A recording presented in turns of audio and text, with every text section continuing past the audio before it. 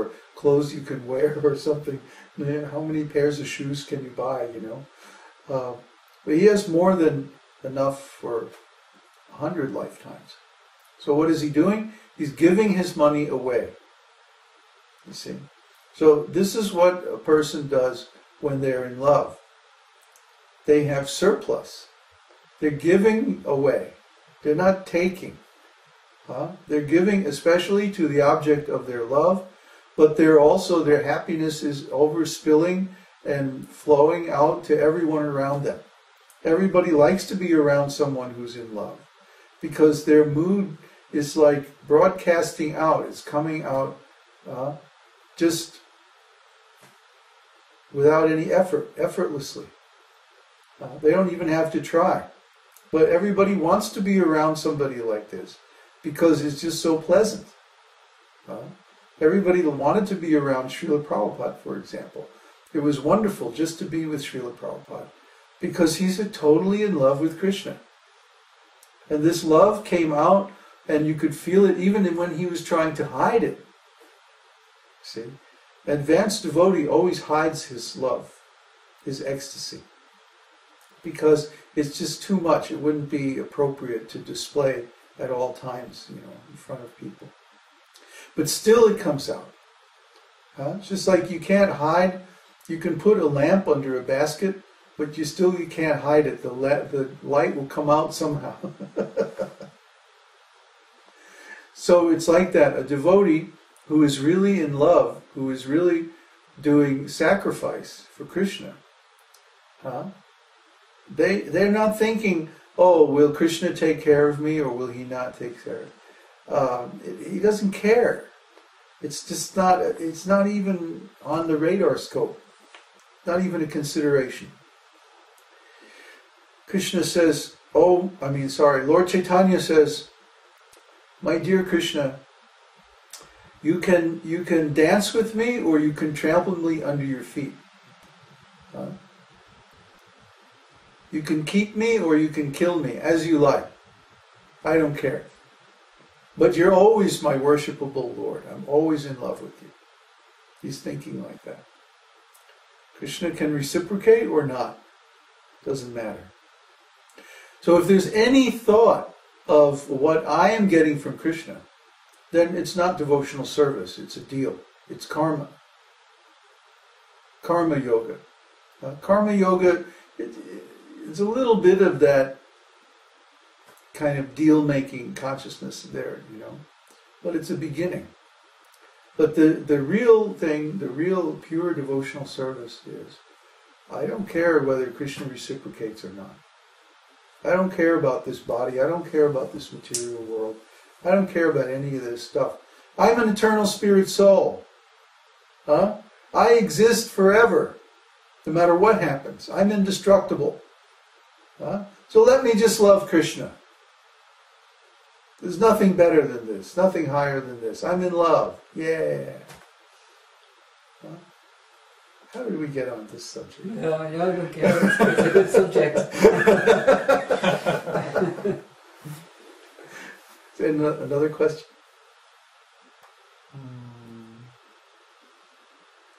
Question from... Oh wait, listen.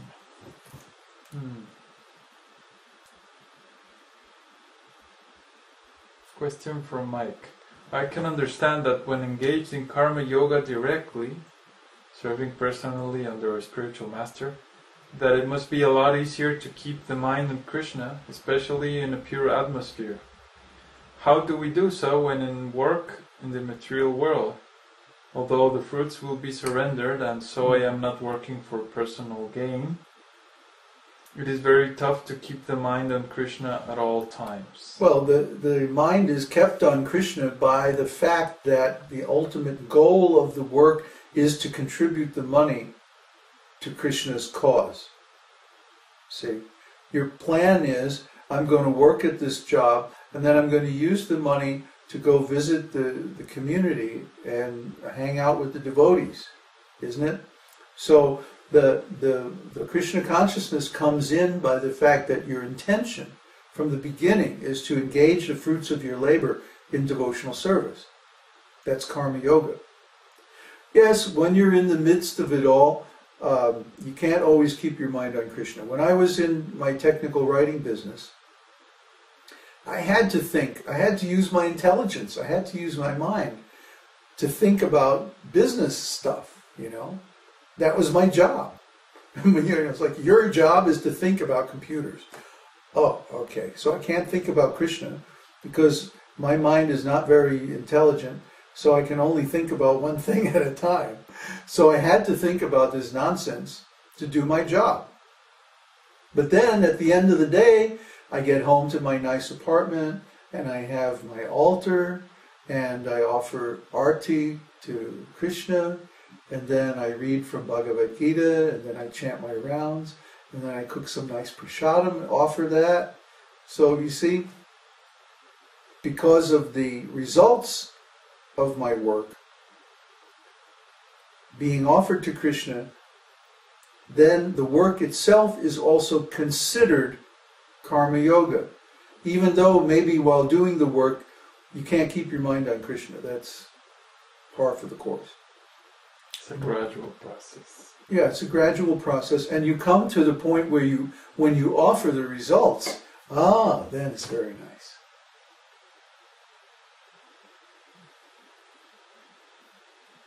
Okay. Then there's...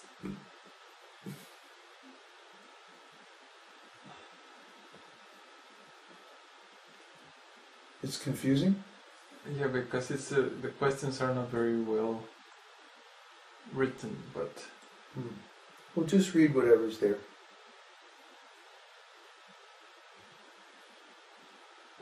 Are you sure? Seems...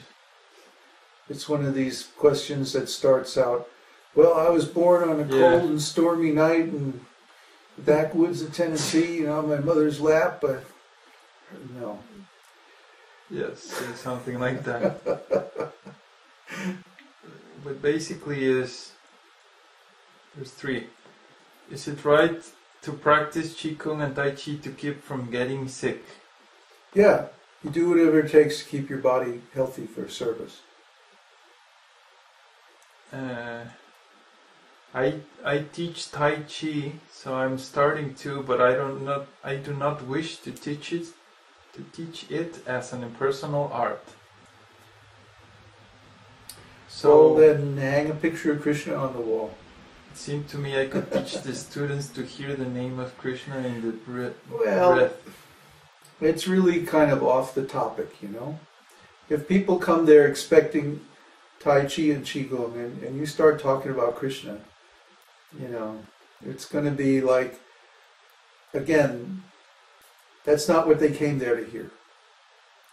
So what's going to happen, they're going to make an offense. They're going to get critical. So if you're teaching Tai Chi and Qigong, and you just hang a picture of Krishna on the wall, that's practical. They'll see the picture of Krishna, probably they'll put two and two together and figure out that you're a devotee, and then if they really want to know, they'll ask you. Or you can offer at the end of the class, if anybody wants to know more about spiritual philosophy, we have this other class. See? That's how devotees teach yoga, for example, Hatha Yoga. They'll have a regular Hatha Yoga class, just like all the other Hatha Yoga places. And they have a picture of Krishna on the wall, and at the end they say, look, actually this yoga is coming from the Vedas, and the Vedas talk about Krishna as being the supreme being and like that, and if you want to know more, we have this other class that you can go to that talks all about that. Wednesday at 2 o'clock. So you invite them to another event where you talk specifically about devotional service. But you see, we don't want to create this idea that we're cheating. If we give a class on Qigong, and then in the middle of Qigong class we start talking about Krishna, people are going to say, oh, it's those Hare Krishnas again. They tried to sell me a book at the airport, they wound off ripping me off for a 10-pound note. And, that sucks. And yeah, it does suck. Don't suck. Be impeccable. So that when people think of you as a devotee, they think, yeah, he's one of those Hare Krishnas, but you know what? He's a great guy. That's the impression you want to give. So yeah, invite people for Qigong or Chai Chi or whatever you know. I like Xing Yi myself. But at the end of the class, you just say, oh, we have this other class, and invite them to watch a video of Sunday Satsang or something like that. That's it. That's it. Oh, now we chant.